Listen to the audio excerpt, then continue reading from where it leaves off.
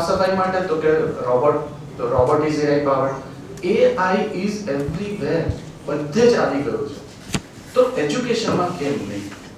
જે મેં શરૂઆતમાં વાત કરી કે અમે પહેલા છીએ, અમે આ બાબતે પહેલા છીએ કે there are so many directories, ઘણા બધા પોર્ટલ્સ છે કે જે તમે ત્યાં જાઓ તો તમને એમ કહેશે કે બોલો તમને શું જોઈએ છે, એટલે તમારા દીકરા કે દીકરીએ ટાઈપ કરવાનું કે મને બીસીએ કરવું છે.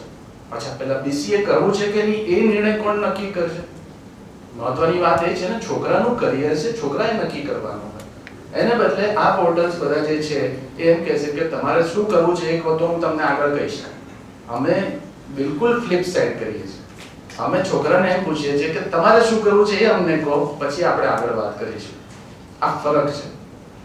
તમે કોઈ મોટા સ્ટોરમાં જાઓ છો, એક યુઝ સ્ટોર છે એમ સમજી લો, ત્યાં 5000 જીન્સ છે, 5000 ટી-શર્ટ્સ છે, 5000 જેકેટ્સ છે, 10000 જૂતા પડ્યા છે અને બધું એક જ ઢગલામાં આમ કરીને ખડકીને મૂકી દીધું છે.